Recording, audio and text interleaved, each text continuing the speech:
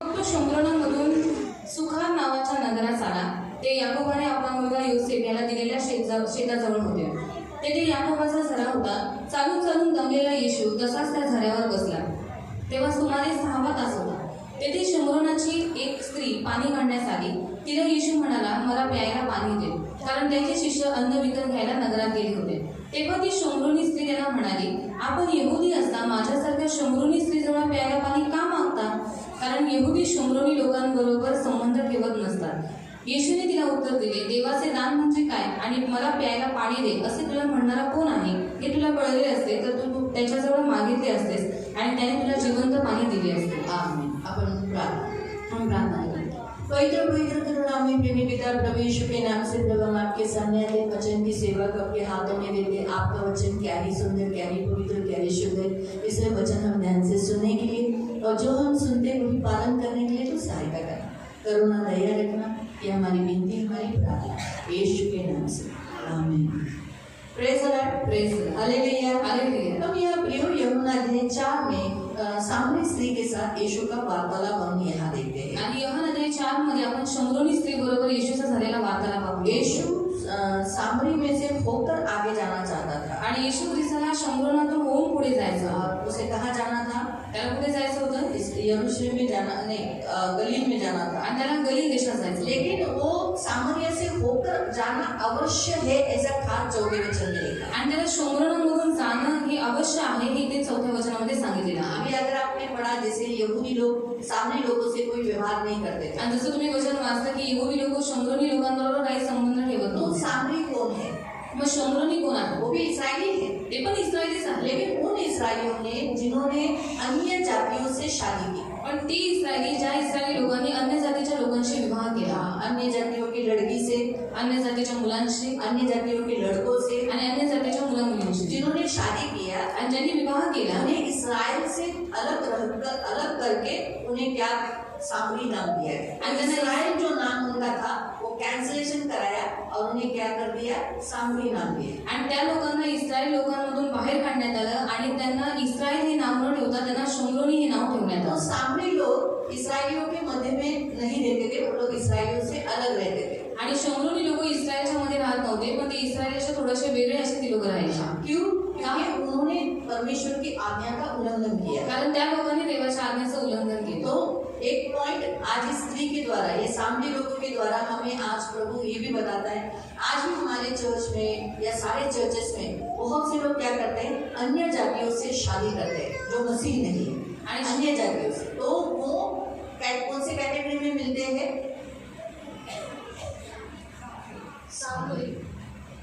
आपको समझ में आया?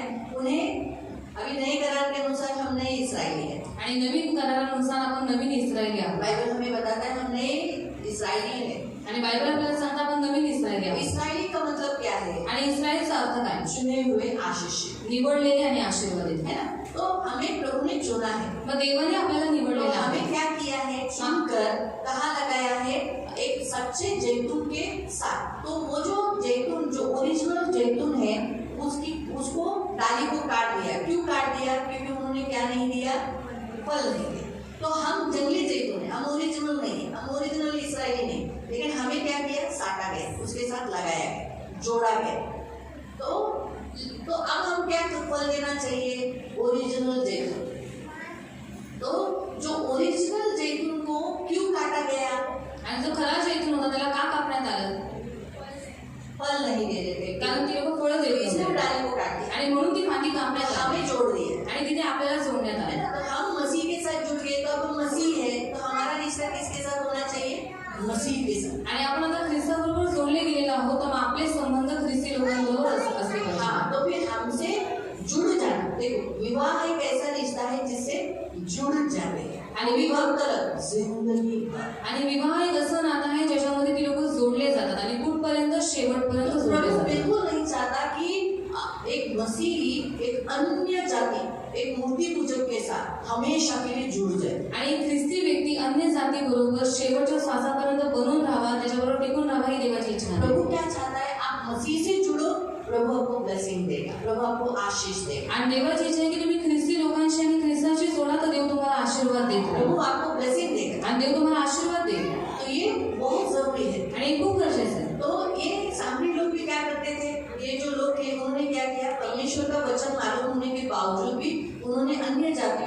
शादी कर कर वो इसराइल से थोड़े से अलग हो गए। तो आज भी जो परमेश्वर में होने के बावजूद भी जब अन्य जातियों से संसार के लोगों के अंदर से एक रिश्ता करते हैं तब क्या होता है, तो वो अलग हो जाते हैं, मसीहों से उन्हें डिफरेंट किया जाता है परमेश्वर के राज्य में। आणि शोमरोनी लोकांनी काय केलं, ती लोक इस्रायली लोकांपासून वेगळे झाले आणि त्या लोकांनी अन्य जातीच्या लोकांबरोबर विवाह केला आणि ती लोक वेगळे झाले। मग तसंच ख्रिस्ती लोक काय करतात, ख्रिस्ती लोकांशी आणि ख्रिस्ताशी वेगळं होऊन ती लोक अन्य जातीच्या लोकांबरोबर विवाह करतात शोमरोनी लोकांसारखे, आणि ती लोक त्यांच्याशी संबंध जोडतात, त्यांच्याशी नातं जोडतात, म्हणून त्यांचं नातं देवाशी आणि देवाच्या राजाशी तुटलं जातं। और वो लोग उसी में आते हैं लेकिन वो लोग थोड़े से डिफरेंट रहते हैं आणि ते ख्रिस्तात येतात पण ते थोडेसे वेगळे असतात, उन्हें अलग गिना जाता है। आणि त्यांना वेगळं करलं जातं। ये बातें हम यहाँ एक खास देखते हैं, लेकिन प्रभु यीशु इसी सामरी स्त्री को बचाने के लिए, उद्धार देने के लिए, उसे पापों से मुक्त करने के लिए हम देखते हैं वो अवश्य था, यहाँ क्या लिखा है, अवश्य था कि वहां से उसे क्या करे, वहां से जाए और उसका उद्धार का कारण बने। आणि आपण पाहतो की जसे शोमरोनी स्त्री ती आहे, त्या स्त्रीला वाचवण्यासाठी येशू ख्रिस्त ते शोमरोनामधून जात होता आणि त्याची खास देण्यात आलेला आहे की त्याला गरजेचं होतं की त्याने त्या शोमरोनामधून जावं। है ना, तो प्रभु उस स्त्री को बचाने के लिए, खास उस स्त्री को बचाने के लिए, अब वो स्त्री का जो भूतकाल था वो बहुत ही बैड था आणि ती खास त्या स्त्रीला वाचवण्यासाठी देव तिकडे गेला, आणि जर त्या स्त्रीचा भूतकाळ जर तुम्ही बघितला तो खूप वाईट होता। तो यहूदी लोग इसराइलियों सामरी लोगों के साथ कोई रिश्ता न रखते हुए फिर भी एक यहूदी होकर वो उससे पानी मांग रहा है। आणि यहूदी लोक शोमरोनच्या लोकांशी काही नातं संबंध ठेवत नाही, पण तरी सुद्धा येशू ख्रिस्त यहूदी असून तिच्याजवळ पाणी मागत आहे। तो इसलिए वो शॉक हो गए आणि म्हणून ती आश्चर्यचकित जो झाली लोग हमें तुच्छ देखते की हैं, जे आम्हाला तुच्छ लेकिन सांगेल, ये मुझसे पानी मांग रहा है। ही लोक हा माझ्याकडे पाणी मागत आहे। तो दूसरा पॉइंट प्रभु आपको ये सिखाता है कि प्रियो, जब ऐसे गलती से या जो लोगों ने अन्य जातियों से, जैसे हमारी भी शादी अन्य जातियों में, आप सबकी मोस्टली तो आपके लोगों की सबकी शादी अन्य जातियों में हुई है, आणि तुमच्यामध्ये खूप साऱ्या लोकांचा विवाह अन्य जातीमधून झालेला आहे, लेकिन प्रभु फिर भी उन्हें उद्धार देने के लिए, उन्हें बचाने के लिए, उन्हें छुटकारा देने के लिए इंटरेस्टेड है। तरी सुद्धा देव त्यांना वाचवण्यासाठी, त्यांना तारण देण्यासाठी देव आजही त्यांच्यामध्ये त्याची आवड धरतो। तो लेकिन जानबूझ के आप मत करना अन्य जातियों से शादी, पण जाणून बुजून तुम्ही अन्य जातीच्या लोकांशी विवाह जानबूझ करू के आप नका, सामरी मत करना। आणि जाणून बुजून तुम्ही शोमरोनी बनू नका। हम ऑलरेडी मैरिड थे, इसीलिए हम अन्य जाति से ऑलरेडी हमारे इस हो चुके थे, हमें यीशु मालूम नहीं था, आणि आम्ही पहिलेच अन्य जातीतून आलेले लोक आहोत आणि त्यावेळेस आम्हाला येशू माहीत नव्हता आणि त्याच्यामध्येच आमचा विवाह झालेला, तो उसी में प्रभु हमें बचाने के लिए आए। आणि त्याच्यामध्येच देव आम्हाला वाचवण्यासाठी अब आला। मुझे मेरे बच्चों की शादी सामरी व्यक्ति के साथ सामरी नहीं बनाना है, तो मुझे अन्य जातियों से शादी नहीं कराना। आणि आता मला माझ्या मुलांना शोमरोनी नाही बनवायचे, म्हणून अन्य जातीच्या लोकांशी त्यांचा विवाह मला लावून नाही द्यायचा। लेकिन प्रभु ये भी सिखाता है कि अगर कोई गलती से गिर भी गया होगा तो हमें क्या करना है, जैसे प्रभु ने उस सामरी स्त्री को जैसे उसमें से बचाकर उसे उद्धार दिया, तो हमें भी वही करना है। अगर गलती से कोई फंस गया होगा संसार में तो हमें उसे बचाकर उद्धार के लिए आगे बढ़ना है। आणि जसं येशू ख्रिस्ताने त्या शोमरोनी स्त्रीला वाचवलं आणि तिला तारण दिलं, मग तसंच आपल्यामधून जर समजा कोणी चुकून जर ती लोक अन्य जातीच्या लोकांमध्ये गेले तर आपल्याला त्यांना त्यांच्यामधून बाहेर काढून त्यांना तारण द्यायचं आहे। तो सोचो, उदाहरण में आपको बताती हूँ, ऐसा नहीं करना है। जैसे सोचो भी, अभी ये सोचो इसकी शादी एक अन्य जाति से हो गई, आणि हिचा विवाह समजा अन्य जातीच्या व्यक्तीबरोबर झाला, अभी मैं अनमैरिड हूँ, आणि आता मी अविवाहित आहे, तो फिर इसको थोड़े दिन तक प्रभु से दूर रही, आणि थोडे दिवस देवापासून ऐसे दूर होता राहिला, है ना, अन्य जाति से शादी करने के बाद आणि अन्य जातीबरोबर विवाह केल्याच्या चर्च जाना बंद हो जाता है, चर्चमध्ये येणं बंद बराबर होतं, से आते नहीं है, बरोबर रीतीने येत नाही, पति भेजता नहीं है, नवरा पाठवत बहुत नाही, सारी रुकावटें आती है, खूप सारे अडथळे येतात, है ना। फिर मग थोड़े दिनों के बाद प्रभु कृपा किया, कुछ भी हुआ तो प्रभु चुना था ना इसको, आणि थोड्या वेळ दिवसाच्या नंतर देवाने हिला निवडलेलं आहे म्हणून देवाने तिला कृपा दिली, तो अब ये चर्च में आ गई, आणि आता ही चर्चमध्ये आली, पास्टर ने उसको स्वीकार किया, आणि पास्टरने तिचा स्वीकार चर्च केला, ने स्वीकार किया, मंडळीने तिचा स्वीकार फिर केला। चर्च के लोग क्या बोलते हैं, मग मंडळीतील लोक काय बोलतात,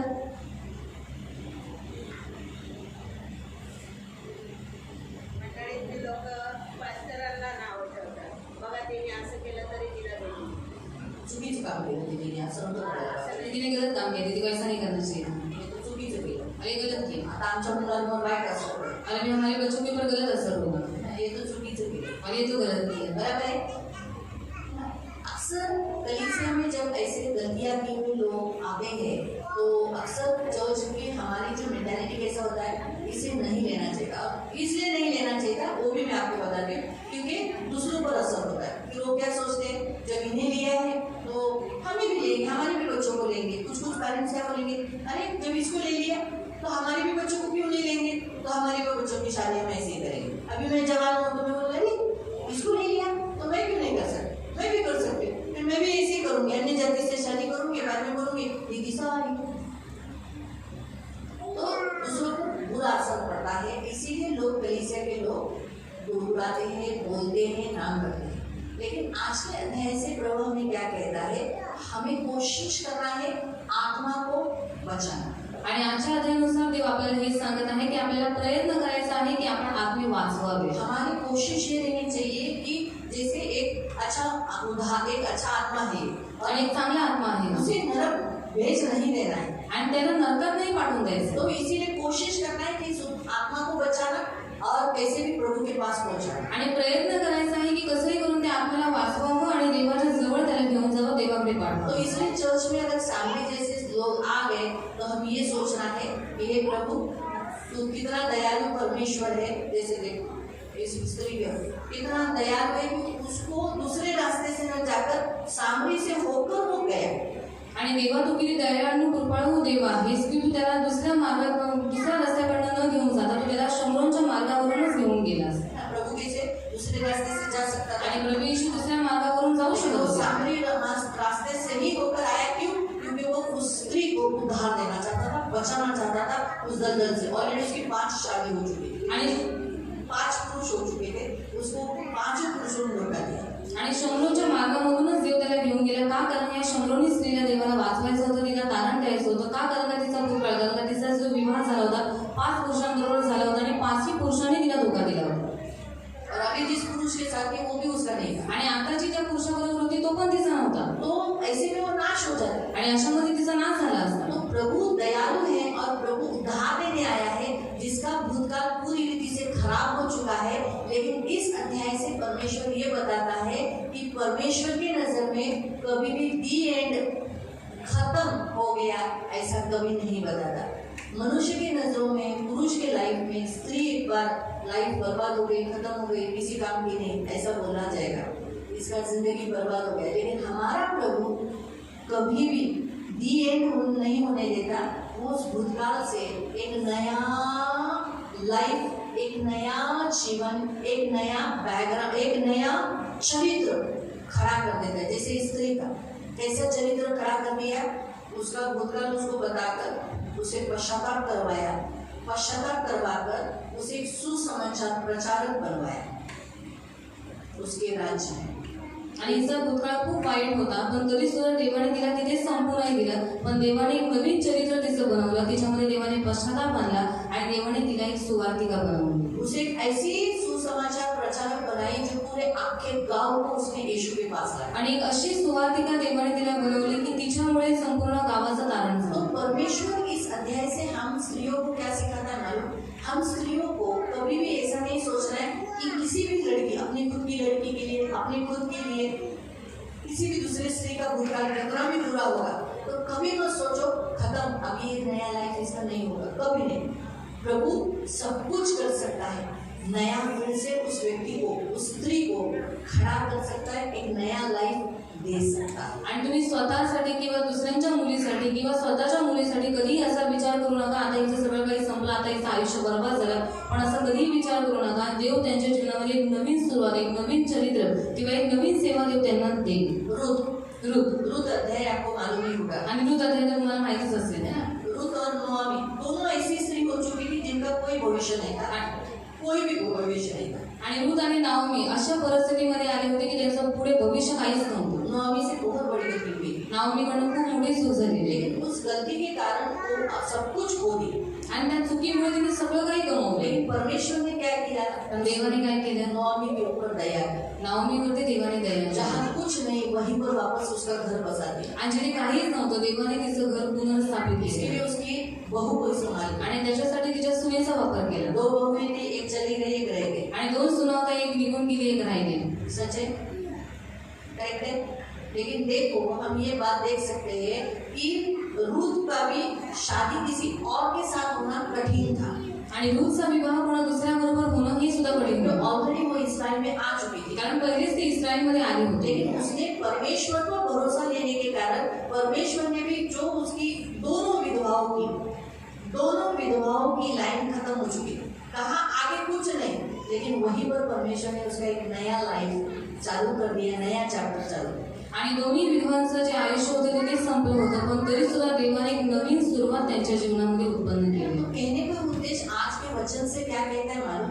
परमेश्वर ऐसा हमारा यीशु है जो स्त्रियों को मनुष्य के द्वारा मदद नहीं मिल सकती, लेकिन यीशु के द्वारा हमारे खत्म हुए सारे बातों को ऐसा लगेगा कि कुछ आगे मार्ग नहीं, लेकिन वही प्रभु एक नया मार्ग तैयार कर एक नया लाइफ चालू कर देगा. आणि देव इतका कृपाळू आणि दयाळू आहे की आपल्याला माणसांकडून कोणतीही मदत नाही भेटणार, पण प्रभू येशू एक असा मदतगार आहे जो आपल्या जीवनामध्ये जी काही वाईट परिस्थिती झालेली आहे त्याच्यामध्ये तो आपल्यासाठी एक नवीन गोष्ट उत्पन्न करतो. गंदगी से उसको बाहर निकालकर उसे परमेश्वर के राज्य में एक सुसमाचार प्रचार करा. आणि त्या घाणीतून तिला बाहेर काढून देवाने तिला त्याच्या राज्यामध्ये एक चांगली आणि उत्तम सुवार्तिका बनवला. आपको समझ में आ रहा है? तुम्हाला समजतंय का? तो हमारा भूतकाल कितना बैड होने दो, कितना गंदा होने दो, लेकिन परमेश्वर प्रेजेंट एंड फ्यूचर बहुत अच्छा करने योग्य है. आणि आपला भूतकाळ कितीही वाईट असला तरी सुद्धा आपला देव आपला वर्तमान काळ आणि आपला भविष्य काळ उत्तम करणारा देव. तो इसे प्रभु आपको क्या सिखाता है मालूम? आणि याच्याद्वारे देव तुम्हाला काय शिकवतो माहितीये? कभी भी कभी ऐसे औरतों को जिनका भूतकाल बुरा है उनके भूतकाल को नहीं देखना, प्रेजेंट एंड फ्यूचर. आणि अशा स्त्रियांना ज्यांचा भूतकाळ खूप वाईट आहे, चांगला नाहीये, पण तुम्ही कधीही त्यांचं वर्तमान काळ आणि भविष्य काळ नेहमी बघा. तो आप पीछे मत देखो उन्होंने क्या गलती की, आप आगे देखो कि उनके लिए प्रभु ने क्या रखा है और क्या करने वाला है. आणि तुम्ही पाठीमागे बघू नका की त्यांनी काय केलेलं आहे, पण तुम्ही पुढे बघा की देवाने त्यांच्यासाठी किती चांगला आणि उत्तम केलेला आहे. उन जिन्होंने अन्य जातियों से शादी की, हम उन्हें जब चर्च में लेते तो उन्होंने पश्चाताप किया रहता है, तो हम वो देखते हैं कि चर्च किसके लिए होता है. आणि चर्च कशासाठी आहे? हाँ, किसके लिए? पापी लोगों के लिए. आणि पापी लोकांसाठी मंडळी आहे. चर्च एक ऐसा जगह है जहाँ पापी आते हैं और पवित्र हो जाते हैं, वचन के जल से स्नान कर कर वो क्या हो जाते जाते हैं, पवित्र हो जाते हैं, अपने प्रभु अपने बाजू में कर देता है. ये जगह ऐसी होती है. तो हम ऐसा बोल नहीं सकते नहीं आने का चर्च में, जाओ जाओ. आणि मंडळी कशी जागा आहे की इथे लोक येतात, पश्चाताप करतात आणि देव वचनाच्या जलाने त्यांना शुद्ध करतो, त्यांना पवित्र करतो, स्वतःच्या बाजूला उभं करवतो. मग आपण त्यांना असं नाही बोलू शकत की नाही नाही तुम्ही नाही येऊ शकत. तो आज के वचन से तीसरा पॉइंट प्रभु आपको ये सिखाता है, प्लीज किसी के भी भूतकाल के बारे में बात मत करो और उस व्यक्ति के सामने भी सोचो, उस व्यक्ति के सामने सोचो मैं जरूर दिखूं बार उसको भी मत बोलो और उसके पीछे भी मत बोलो. आणि तिसरा मुद्दा देव तुम्हाला सर्वांना सांगत आहे की कोणाच्याही भूतकाळाबद्दल त्याच्या पाठीमागून पण बोलू नका आणि त्याच्या तोंडावरती पण जाऊन बोलू नका. परमेश्वर बिल्कुल इंटरेस्टेड नहीं लेता है, क्योंकि आप कौन हो. आणि देव या सर्व गोष्टींमध्ये आवड घेतच नाही का? कारण तुम्ही कोण आहात? परमेश्वर की सेना. आणि तुम्ही देवाची सेना आहात. तो सेना पीछे देखती है, मग सेना मागे वळून बघते का? कहाँ देखती है? पुढे बघते. आगे. पुढे बघते. आपको समझ में आ रहा है? तुम्हाला समजतंय? तो तीसरा परमेश्वर मुद्दा हमें ये सिखाता है कि आप किसी की भी लाइफ का, इवन खुद की भी लाइफ का पीछे मत देखो, प्रेजेंट एंड फ्यूचर. आप ये देखो मेरा भूतकाल कितना बैड था, आज मैं मसीह हूँ, आगे मेरे लिए अब्राहम की आशीष वारसा, अब्राहम का वंश बोला गया है, परमेश्वर की बेटी. आणि तुम्ही हे बघा की माझा भूतकाळ किती वाईट होता, पण देवाने मला बदलून मला पश्चाताप करून आज देवाची मी मुलगी झालेली आहे आणि पुढे देवाने माझ्यासाठी एक अब्राहमाचा आशीर्वाद ठेवलेला आहे जो त्याच्या मुलांवरती म्हणजे माझ्यावरती आहे. आपको ये देखना है. आणि तुम्हाला हे बघायचं. भले आज आपको दिखता होगा कि आपके बच्चे या आपके चर्च की कुछ लड़कियां गलत व्यवहार करती होंगी, कुछ बराबर से लाइफ नहीं जीती होगी, लेकिन फिर भी आपको उनके भूतकाल में इंटरेस्ट नहीं लेना है, क्योंकि आप कौन हो? मसीह हो. मसीह लोग भूतकाल में इंटरेस्टेड नहीं लेते, इसमें लेते हैं प्रेजेंट एंड फ्यूचर. आणि तुम्ही बघत असाल की खूप साऱ्या चर्चच्या मंडळीच्या मुलं मुली अशी बिघडलेली असतील, मग तुम्ही त्यांचा भूतकाळ बघू नका, पण तुम्ही काय बघायचं आहे? वर्तमान आणि भविष्य. तो प्रभु आपको आज से तीसरा पॉइंट क्या सिखाता है? देव तुम्हाला तिसरा मुद्दा काय शिकवतो?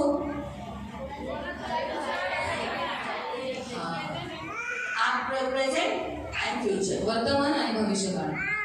इसमें देखो, हेच बघा. शायद आपको कुछ गलत दिखता होगा लड़कियों में, लेकिन आप देखो आज वो गलत कल की थी, आज वो नहीं करेगी और स्वच्छ रहेगी. आणि शाळेत तुम्हाला मुलींमध्ये काही चुकीच्या गोष्टी दिसत असतील, पण काल त्यांनी चूक केलेली आज त्या नाही करणार, ते पुढेही नाही. शायद मुझ में आपको कल कुछ गलतियां दिखाई नहीं होगी. आणि शाळेत काल माझ्यामध्ये तुम्हाला काही आज चुका दिसून आल्या मुझे असतील. प्रभु मसीह बोलकर खड़ा कर रहा है, आगे और कुछ देगा. आणि आज मला देव ख्रिस्ती म्हणून उभा करत आणि पुढे तुम्हाला चांगलं.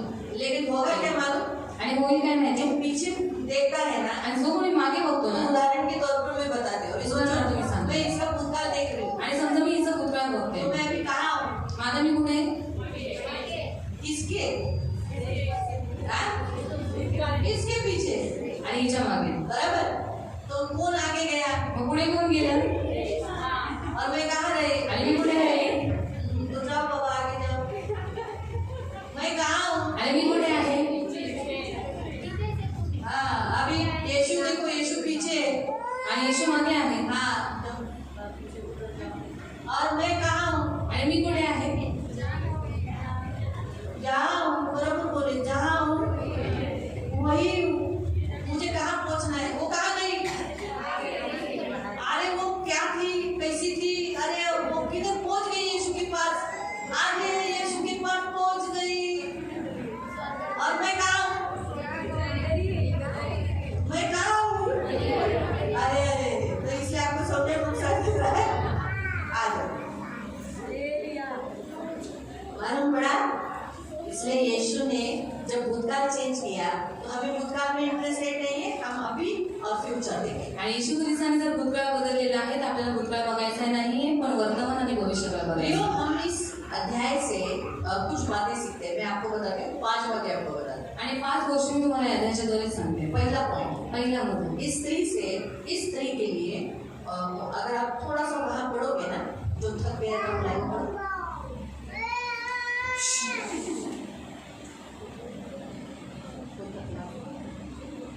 तेव्हा ती शमरोनी स्त्री त्याला म्हणाली, आपण यहूदी असं माझ्यासारखं. थक गया था, मिला? मग तो शमरोनामधून सुखार नावाच्या नगरात आला. ते याकोबाने आपला मुलगा योसेफेला दिलेल्या शेताजवळ होते. तेथे याकोबाचा झरा होता. चालून चालून दमलेला येशू तसाच त्या झऱ्यावर बसला. दमलेला येशू तरी काय झाला, तसाच त्या झऱ्यावर बसला. तो उधर बैठा. अभी वो थका हुआ है, लेकिन क्या उस सामरी स्त्री से प्यार करने के लिए वो थका था. उसके पूरे चरित्र के कारण वो प्यार करने के लिए थका. तो पहला पॉइंट प्रभु आपको कहता है, प्रभु आपको प्यार करने के लिए कभी थकता नहीं. पहिला मुद्दा देव तुम्हाला इथे सांगत आहे की देव तुम्हाला प्रेम करायला कधीही आप थांबत नाही. कैसे भी हो, तुम्ही कसेही आहात. कभी आपका प्यार आपसे कम नहीं करेगा.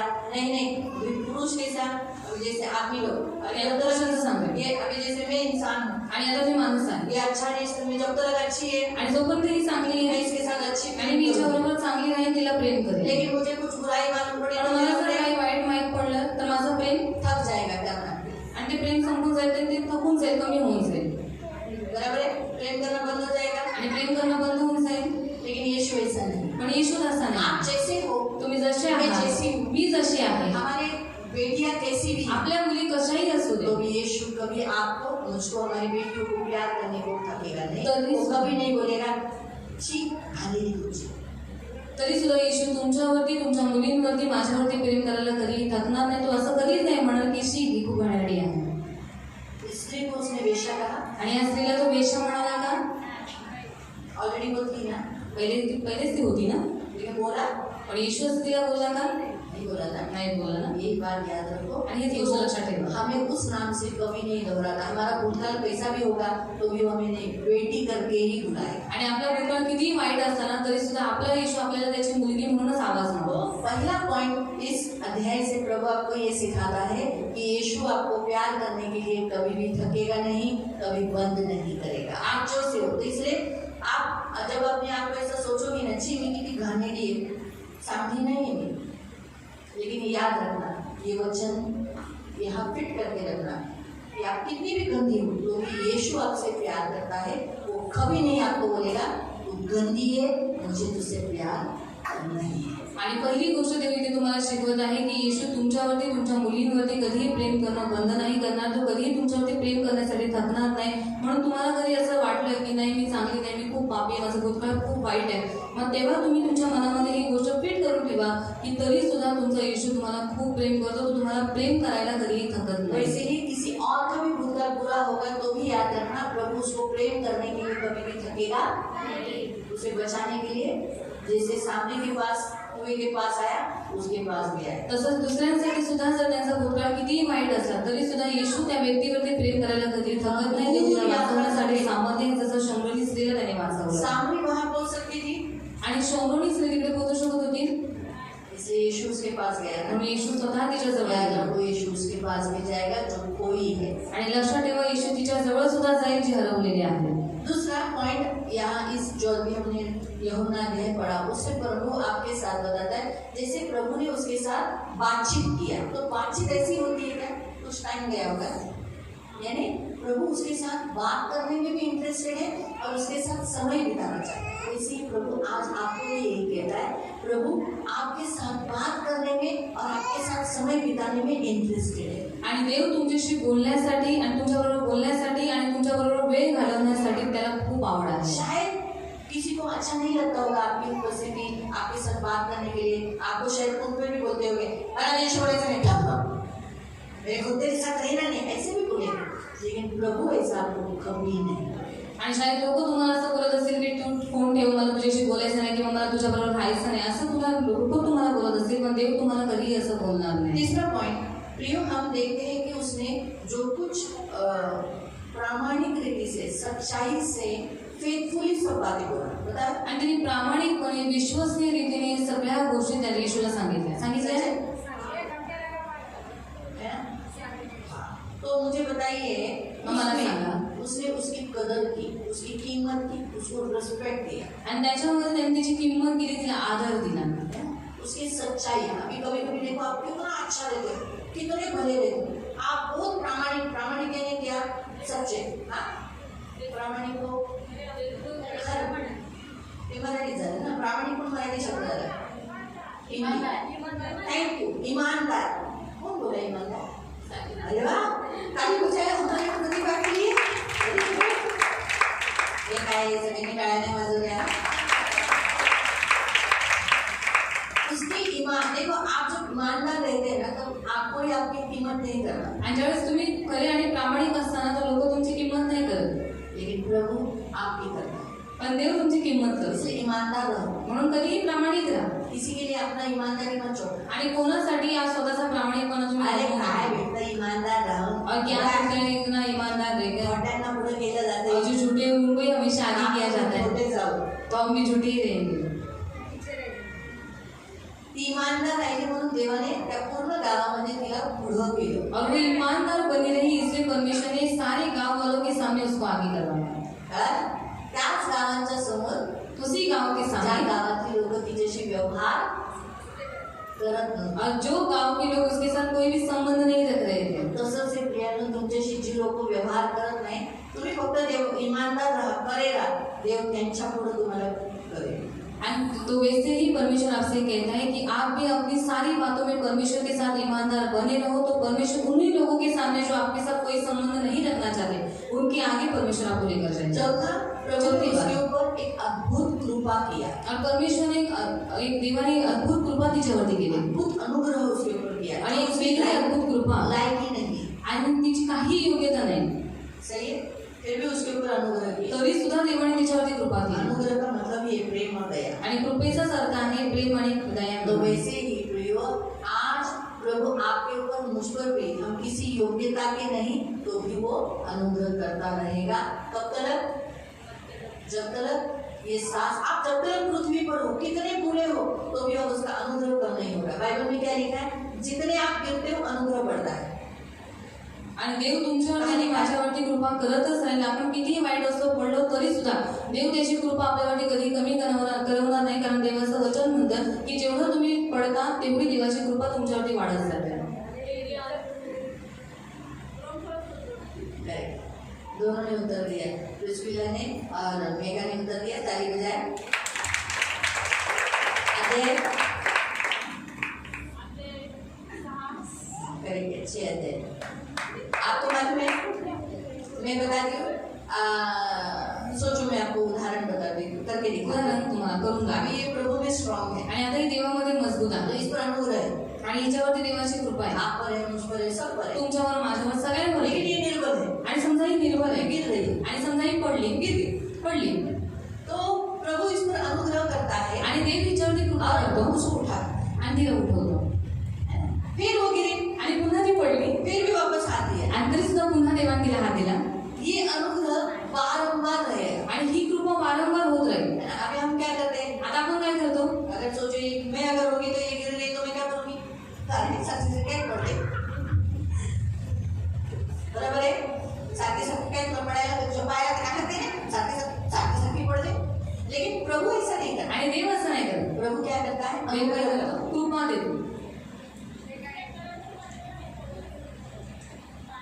हाँ, जब मैं निर्बल होता हूँ, हाँ, मेरा अनुग्रह तेरे लिए काफी है, और साथ में ये भी लिखा है, जब मैं निर्बल होता हूँ तब तू बलवान होता है, तब तू मुझे सामर्थ्य देता है। तो इसलिए जितने हम जो लोग निर्बल होते हैं, जिनसे गलतियां होती है, जिनसे पाप होता है, जिनसे बहुत सारे ये हो जाते हैं, आपने सीटी नहीं बजा, सीटी बजा तो फिर फैन हो दो, ठीक है। तो उस समय अनुग्रह ज्यादा बढ़ता है। आणि ज्यावेळेस आपण निर्बल असतो, आपल्याकडे चुका होतात, त्यावेळेस देवाची कृपा आपल्यावरती जास्त क्यों वाढते. मालूम, हम शैतान ताक में रहता है, उसको मार डाले। कारण शैतान ताकदच बसलेला असतो की कधी याला कोणाला मारून अगर टाकावे. यीशु ने वहाँ इसको नहीं हाथ दिया रहता ना, आणि तो उसका शैतान इसको ले जाता, लेकिन अनुग्रह ने क्या किया, उसे शैतान से बचा ले। आणि जर समजा येशू ख्रिस्ताने तिला हात देऊन वरती उचललं नसतं तर शैतान हिला घेऊन गेला असता, तिला मारून टाकलं असतं. पण देवाची कृपा झाली म्हणून त्या कृपेमुळे ती वाचवण्यात आली आणि शैतानापासून दूर झाली. आपको समझ में आया? आणि तुम्हाला काही इसमें जो समजलं? निर्बल होते हैं उन पर अनुग्रह ज्यादा होता है, आणि म्हणून जे निर्बल असतात लक्षात ठेवा, त्यांच्यावरती देवाची कृपा जास्त तो असते. बलवान है उन पर भी अनुग्रह होता है, लेकिन उनसे ज्यादा निर्बलों को होता आणि जे बलवान आहेत त्यांच्यावरती पण देवाची कृपा असते, पण जे निर्बल आहेत त्यांच्यावरती थोडी जास्त है। असते. इसीलिए इस स्त्री को ज्यादा अनुग्रह मिला। तो प्रभु आज चौथे वचन से चौथा पॉइंट प्रभु आपको क्या सिखाता है, आप पर भी अनुग्रह के ऊपर अनुग्रह होगा। आणि चौथा मुद्दा देव तुम्हाला इथे सांगत आहे की तुमच्यावरती सुद्धा कृपेवर कृपा होईल. पांचवा पॉइंट यह पाचवा मुद्दा कि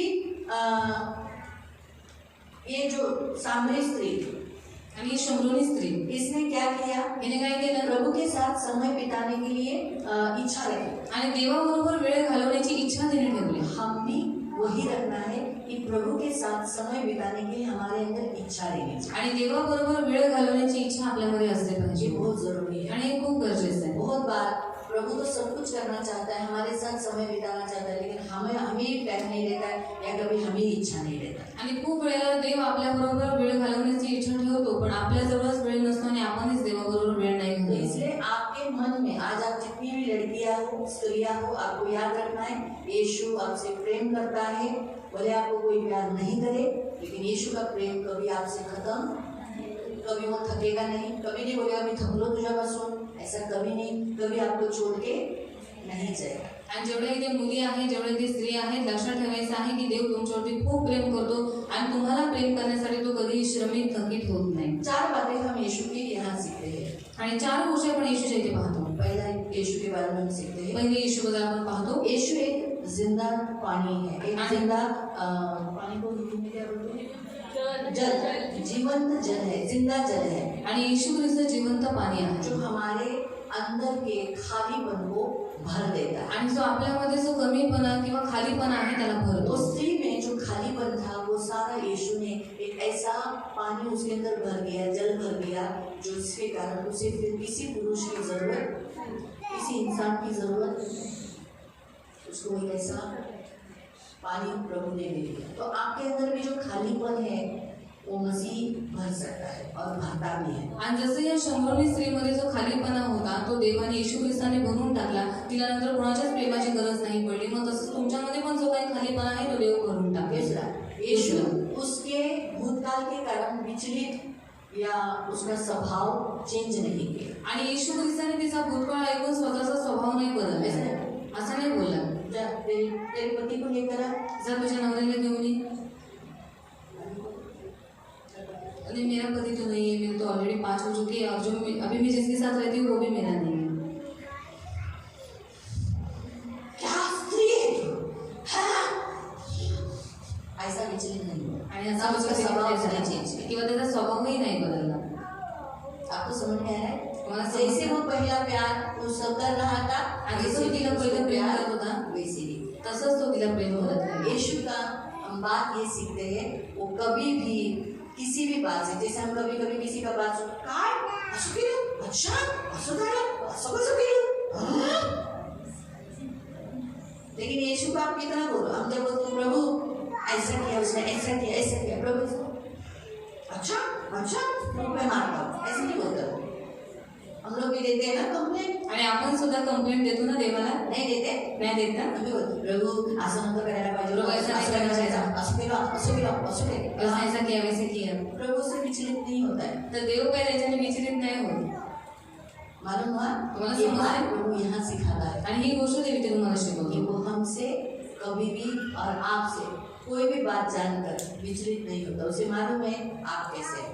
आणि आपली कोणतीही गोष्ट त्याला माहीत पडल्याच्यानंतर देव कधीही विचलित होत नाही, कारण त्याला सर्व काही माहीत आहे की कोण कसा आहे. तीसरा, यीशु हमारा उद्धारकर्ता राजा है. आणि तिसरा आपला प्रभू येशू ख्रिस्त एक तारण करताना एक राजा आहे. यहाँ इस अध्याय से हम यीशु के बारे में यही सीखते हैं. आणि या अध्यायाच्या द्वारे आपण येशूबद्दल हे शिकतो. तो यीशु को मालूम है उसका वो कौन है, आणि येशूला माहिती आहे की तो कोण आहे, वो कौन है, उसका काम उसका स्वभाव क्या है, उसको मालूम है. आणि तो कोण आहे, त्याचा स्वभाव काय आहे हे त्याला माहित इसलिए आहे. सामने वाले के साथ वो जैसे को तैसा नहीं करता, आणि म्हणून समोरच्या व्यक्ती बरोबर तो जशाच तसं नाही करत, परंतु उस पर दया कर अनुग्रह कर आशीष देता है. पण त्याच्यावरती दया करून कृपा करून त्याला आशीर्वाद देतो. चौथा, वो हमारे हर एक के जीवन में उन्नति लाकर उस व्यक्ति को भर देता है. आणि चौथं तो आपल्या प्रत्येकाच्या जीवनामध्ये उन्नती आणून आपल्याला भरून तो टाकतो. हमारा यीशु उन्नति लाने वाला परमेश्वर, आणि आपल्याला देव उन्नती करणारा देव आहे, भरपूरी देने वाला परमेश्वर. भरपुरी आणणारा देव आहे. ऐसा हम यहाँ इस अध्याय में देखते हैं. आणि असं आपण येशूबद्दल इथे पाहतो. हालेलुया,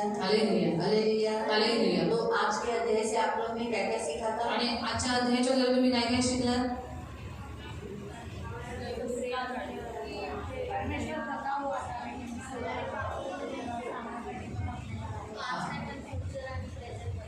हाँ, हम भूतकाल नहीं फ्यूचर वाले देखना है. वो कितना भी थका है लेकिन हमारे लिए वो कभी भी थका हुआ नहीं है. वो कभी नहीं कहेगा आई एम टायर्ड, तो कधी नाही म्हणे मी थकलेलो आहे, कभी नहीं कहेगा. कधीच नाही म्हणणार. हम कभी कभी एक दूसरे को कहेंगे मैं थक गया हूँ, आणि आपण एकमेकांना म्हणतो मी खूप थकलेलो आहे. प्रभु हमारे लिए कभी नहीं थकेगा. पण देव आपल्यासाठी कधीही नाही थकत. मालूम हुआ?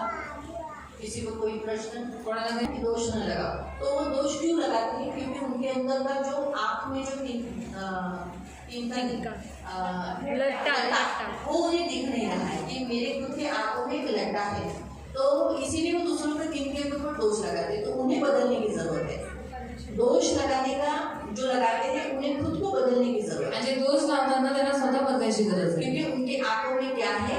लट्टा. कारण त्यांच्या डोळ्यामध्ये मुसळ आहे. पहली बात तो मैं आपको बताना चाहती हूँ कि दोष, प्रभु ने इसलिए कहा दोष मत लगाओ, आणि म्हणूनच देव म्हणाला की दोष लावू नका, क्योंकि तुम पर भी दोष लगाया. कारण तुमच्यावरतीही दोष जब लावला हम जातो. दोष लगाने लगते हैं तब हमारे भी दोष निकाले जाते हैं. कारण ज्यावेळेस आपण दुसऱ्यांवरती दोष लावतो, लक्षात ठेवा आपलेही दोष लोक इसलिए काढतात. सबसे बेस्ट है हम बोले ही नहीं, किसी के ऊपर उंगली लगाए ही नहीं. आणि सर्वात चांगलं आहे की आपण कधी कोणाला काही बोलू नये किंवा त्याच्यावरती बोट उचलू ये नये. ऐसी है, ये ऐसा है, इसने ऐसा किया, इसने ऐसा किया. जरूर के प्रभु देख लेगा. अगर हमको गलत दिखता है हमें क्या करने को बोला है? जब हमें गलत दिखता है कि ये व्यक्ति ऐसा किया तो उस व्यक्ति के लिए हम प्रेयर करने, प्रभु नाश नहीं होने देना. क्या हम मेरे अंदर भी ऐसा होगा? प्रभु मुझे भी बदल दे. हम अक्सर क्या सोचते हैं? हम में कोई पाप नहीं है, हमने कोई, शायद जो गलती वो की है वो हम नहीं करते, लेकिन हम कोई दूसरा तो करते होंगे ना. आणि असं आपल्याला असं वाटतं की आपण कोणतंच पाप नाही करत ना, शायद त्यांनी जी चूक केलेली आहे ती आपण नाही केली, पण आपण दुसरी तो कोणतरी चूक केलेली असेलच ना. सही. और किसी को प्रश्न? बिताना चाहता है, उसकी इच्छा है वो हमारे साथ समय बिताए. हमारी भी इच्छा होनी चाहिए समय बिताए. आणि देवाची इच्छा आहे की त्याने आपल्या बरोबर वेळ घालवावं. मग आपली सुद्धा इच्छा असली पाहिजे की आपणही देवाबरोबर वेळ व्यतीत केला आपको पाहिजे. बर्तन जिंदगी भर है, छूटने वाला नहीं है. भांडी तुम्हाला आयुष्यभर आहे, ती काही तुमच्या मागून सुटणारी नाही. हाँ, वो क्या आपको क्या लगता है बहू आने के बाद आपकी बर्तन घसना बंद होएगा? आणि तुम्हाला काय वाटतं सून आल्याच्यानंतर तुमचं भांडी घासणं बंद होईल? बताइए. सांगा. गारंटी नहीं है, सच है. काही गॅरंटी नाही. क्या मालूम वो काय माहिती? हाँ, वो बोलेगी मम्मी ये कर दो ना, आणि म्हणे मम्मी थोडं हे करा, थोड़ा सा भाजी काट दो ना. मम्मी थोडीशी भाजी आप कापून ऐसी द्या. बैठी हो ना, तुम्ही अशाच तो बसत ये पालक साफ कर दो थोडासा ना. पालक साफ करून मैं द्या, तो तड़का दे देती हूँ. तोपर्यंत मी फोडणी घालते. कुछ गैरंटी नहीं है, आणि काहीच गॅरंटी नाही. इसीलिए ये तो करना ही है. आणि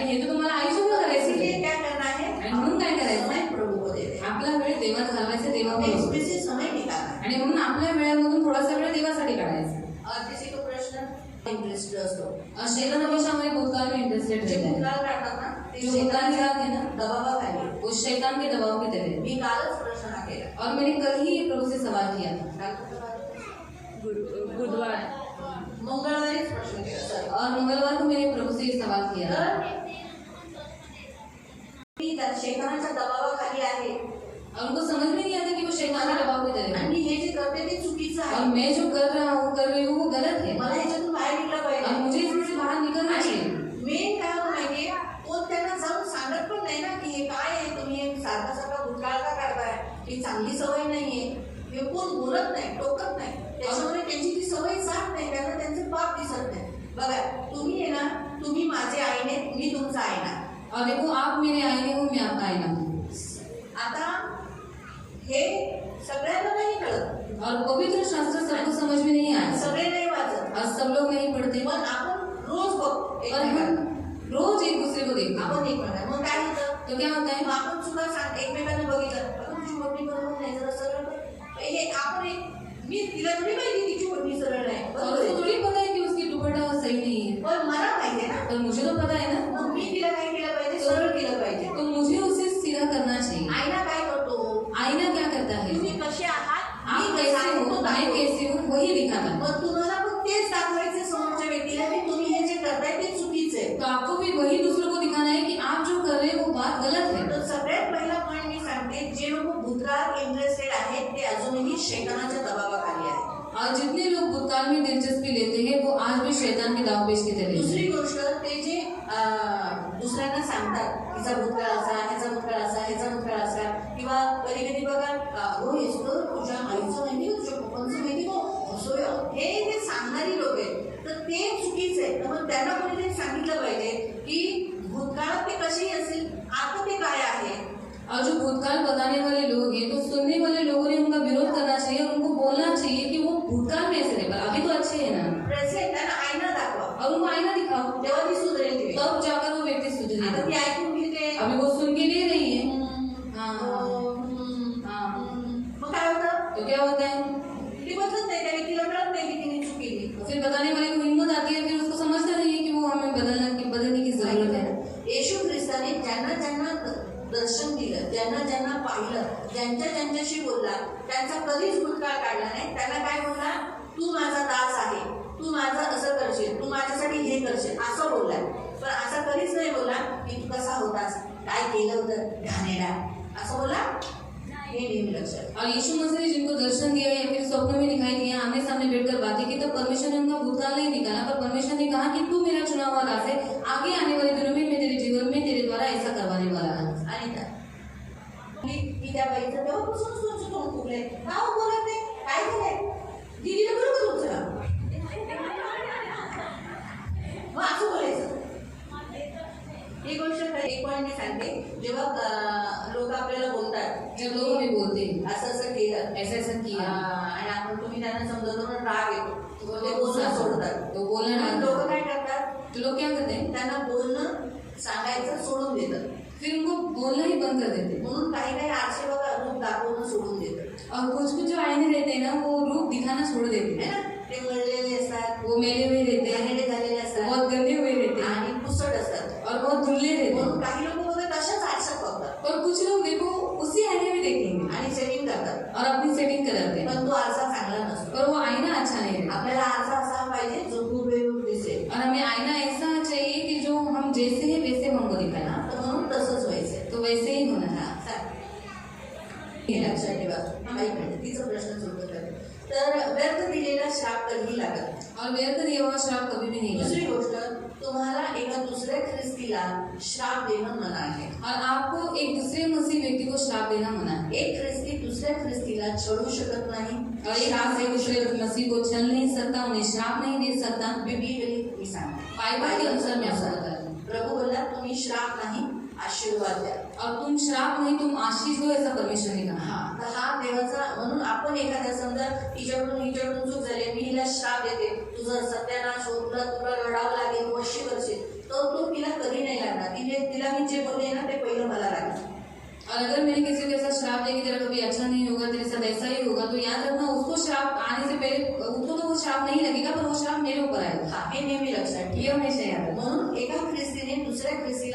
जरी किती त्रास झाला असेल, कारण आपण एका मंडळीचे आहोत. आता बघा, माझं हे जे नख आहे, जेव्हा मला खाजवताना रक्त आलं तर मी पूर्ण नख उघडते का? और मेरा ये नाखून है, जब मैं खुजाती हूँ तो अगर वो मुझे लग जाता है तो मेरे पूरे नाखून को मैं उखाड़ती हूँ क्या? नाही. म्हणजे काय करते, फक्त माझे नख कापते. और सिर्फ जो नाखून बढ़ चुका है उसे ही काटते हैं. मग तसंच काही लोक आपल्या मंडळीतले एकमेकांना त्रास देतात किंवा छळतात किंवा काही केलं तर फक्त आपण कट्स करू नये. त्यांना काय करायचं, त्यांची जी घाणेरडी बाजू आहे ना, जी हर्ट करते, त्याला काढा. म्हणजे प्रार्थनेत बोलून काढून टाका. तो हमें एक दूसरे को श्राप नहीं देना है उनकी गलतियां दिखने के बाद, पर उनकी बातें जो बढ़ चुकी है, मतलब जो पाप आपको दिखाई दे रहे हैं, उन्हीं भागों को परमेश्वर के सामने बैठकर काटना है. ही गरजेची, ये जरूरी है. पण श्राप नाही लागणार. तो इससे आपको श्राप नहीं इव्हन लगेगा. जे विधवांना, तो बऱ्याच जणांना असा हा प्रश्न असतो की विधवे लोकांचा पण जेव्हा ख्रिस्ती विधवा एका ख्रिस्ती व्यक्तीबद्दल, जसं उदाहरणार्थ समजा जमुनाताईंचं उदाहरण घेऊया. तर जमुनाताई एखाद्या माझं त्यांचं किंवा खटकलं किंवा प्रिस्विलाचं खटकलं किंवा सायलीचं खटकलं किंवा तिच्या मुलीबरोबर खटकलं, तर त्या कितीही रडल्या तरी देव त्यांना शिक्षा नाही देणार. का नाही देणार? कारण ते ख्रिस्ती आहे. पण त्यांच्या बाजूवाल्यांसाठी जेव्हा ते रडतील ना, तर नक्की त्यांना त्रास होईल. और जमुना आंटी को अगर किसी मसीह व्यक्ति ने तकलीफ दिया, अगर वो उनके लिए रोई तो उनके लिए कुछ बुरा बोला तो उनको वो असर नहीं होगा. पर अगर हाँ अन्य जाति के लोगों के साथ उन्होंने ऐसा किया, अगर अन्य जाति के लोगों के लिए वो रोई तो उनको तकलीफ हो सकती है. जरूर. आणि देव पक्षपात नाही करत, म्हणून देव न्यायी आहे ना. और परमेश्वर हमेशा याद रखना, वो न्यायी परमेश्वर है. म्हणून कधी ख्रिस्ती व्यक्तीशी न्याय मागू नये. नाहीतर इसलिए काय कभी होतं, मसीह व्यक्ति ने मसीह व्यक्ति के साथ कभी न्याय नहीं मांगा. देवा आमच्या दोघांचा न्याय कर. और प्रभु तो हमारा न्याय चुका, हमारा न्याय किया. तो प्रभु बोला ठीक है, तो प्रभु किसकी बाजू मी लेगा? तिचा दास आहे, त्याचा दास आहे म्हणून माझी बाजू घेईल. और मैं उसकी दासी हूँ, इसलिए मेरी साइड लेगा क्या? मी चुकली आहे, तुम्हाला पहिला मार पडेल, नंतर तिला. और मैंने गलती की है तो पहले मुझे मार पड़ेगा, बाद में उसको. तुम्हाला कळालं? समझ में आया आपको? असा आहे न्यायाधीश. और ऐसा ही हमारा सच्चा न्याय है. देवाची इच्छा आहे आपण ख्रिस्ती एकमेकांबरोबर प्रेमाने राहावं, त्यांच्या चुकांना पांघरून घालावं, त्यांना सुधारावं, त्यांच्या ज्या काही चूक आहेत. आणि जो कोणी तुम्हाला असा श्राप किंवा तोंडावर बोलतो तर सरळ बोलायचं, प्रभू येशूने श्राप द्यायला नाही सांगितलंय. और अगर कोई आपके मुंह के ऊपर श्राप देता है तो सीधा बोलना है, प्रभु ने आपको श्राप देने के लिए नहीं चुना है. तुम्हाला आशीर्वाद द्यायचा. और आपको आशीष ही देना है. आणि समजा कोणी तुमच्या तोंडावर बोललं तुझा सत्यानाश होईल, और अगर किसी ने कहा कि तेरा सत्यानाश हो जाएगा, म्हणजे देव तुम्हाला आशीर्वाद देईल. तो हमें खुद उनको बोला कि प्रभु आपको आशीष दे. बघा, तुम्हाला त्याच आठवड्यात काय होतं बघा. ती तुम्हाला व्यक्ती रडताना मी हिला बोलली ना, और मैंने इसको बोला ना, देव तुला सत्यानाश होईल.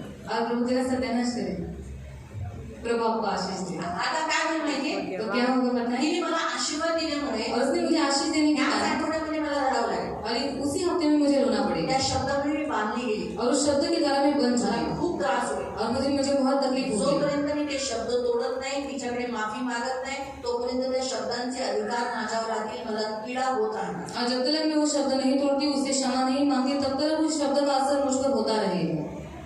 माहिती पडलं? लय मोठा ख्रिस्तीमध्ये म्हणून तर म्हणतात ना, एक अभिषिक्ताने दुसऱ्या अभिषिक्ताला दोष लावू नये. हानी करू नये हेच कारण आहे.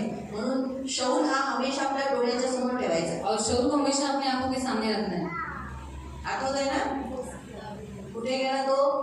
नरकात. एका अभिषिक्ताच्या मागे लागून सगळं खाली गेला ना. और एक अभिषिक्त व्यक्ति के पीछे अलग लगकर आखिर में वो नरक में. आणि हा दावीद त्याच्या मागे लागला का? और ये दावीद उसके पीछे तो लगा त्याला था, त्रास देत होता. वो उसे तकलीफ दे रहा था क्या? तो कुठे लागला? लोक पळ होते, त्यापासून लांब पळत होता. और वो तो उससे दूर भाग रहा था. कुठे गेला तो? कहाँ गया वो? माहिती पडलं? विचार ना, तुम्ही जसं ह्या कशा पॉझिटिव्ह बोलल्या तसं बोलायचं, आपण ते मनावर लावून नाही घ्यायचं. आणि कुणाला काही प्रश्न मध्ये इंटरेस्ट? देव तुम्हाला सोडवण्यासाठी, तो जसा त्या बाईला सोडवण्यासाठी किती लांबून आला ना, और इस स्त्री को छुड़ाने के लिए वो कितना दूर से आया ना, तो तुम्हालाही तुमच्या लोकांनाही सोडवायला तो तेवढा लांब जाईल. तो आपको और आपके लोगों को छुड़ाने के लिए कि वो इतना दूर से आपके लिए आया. यापुढे कधी कोणती व्यक्ती प्रभूमध्ये मागे हटलेली किंवा आत आली तर तुम्ही तिला काय कराल? और अगर कोई पीछे हटा हुआ व्यक्ति अपनी कलीसिया में फिर से वापस आया पश्चाताप करके, तो आप क्या करोगे उसके साथ? स्वीकार करा. उसका स्वीकार करो. कारण देवाने स्वीकार करायला सांगितलं. प्रभु ने हमें स्वीकार करने के लिए तुझं बोला, नाव ठेवू नका तो उसको नाम मत रखना. आणि अशी विचार आणू नका रे, त्याचा असर दुसऱ्यांवर वाईट पडेल. बघतो आता हिला बघून वाईट तमन्ना पण हेच काम केलं. और ऐसा मत सोचना कि अभी इसे देखकर दूसरी लड़की, हमारी लड़की अभी यही काम कर रही है. कशाला करेल? क्यों करेगी? नाही करणार. तिची विचार काय असेल, नाही बाबा आपण असं नाही करायचं, आपण चांगलं राहायचं. हमें ये वैसा नहीं करना, हमें अच्छा रहना है। कळालं मला आता? समझ में आया आपको अर्थ? ठीक आहे, प्रार्थना करूया. प्रार्थना करेंगे, आपण डोळे बंद करू. हम आपको बंद करेंगे। पवित्र पवित्र करुणामय प्रेमी पिता प्रभू येशूच्या गोड आणि सर्व सामर्थ्य नावाने तुझ्या नगराच्या सिंहासनाच्या समोर येतो तारणाऱ्या गोड पवित्र पिता, खरंच प्रभू तू आम्हा स्त्रियांशी खूप खूप प्रेम करतो. प्रभू स्त्रियांना या जगामध्ये मान सन्मान जागा पोझिशन नसल्यामुळे तू स्वतःहून इथे आलास आणि पुन्हा प्रभू जी जागा स्त्रियांची होती ती तू त्यांना पुन्हा दिली. आणि आज सोडवलेल्या सर्व स्त्रियांना तू प्रभू त्यांचा पूर्ण भूतकाळ मिटवून एक नवीन वर्तमान आणि भविष्य ठरवलंस. मी तुझे खूप खूप आभार मानते प्रभू. तू आमच्या कुणाच्याही भूतकाळात दिलचस्पी घेत नाही प्रभू. तू आम्हाला प्रेझेंट आणि फ्युचरमध्ये कर. मी तुझे आभार मानते. त्या सगळ्या स्त्रियांना तू खूप खूप आशीर्वाद लागणारी सगळी गरज पूर्ण कर. कृपेचे पंख मागते, तुझं रक्त लावते, तुझी विपुल दया आशीर्वाद मागते. डोळ्याच्या बुबळाप्रमाणे समजण्यासाठी प्रार्थना. या सगळ्यांना खूप आशीर्वाद धन्यवाद देते. आज या स्त्रियांच्या सभेमध्ये आले जे जे वचन त्यांनी ऐकले ते आठवण ठेवण्यासाठी, सुरळीत आठवण ठेवण्यासाठी मदत करतो. ही माझी प्रार्थना आहे. बिलकुल ते विसरून देऊ नको. ही माझी विनंती आहे येशूच्या नावाने, आमेन. सगळ्यांना सबको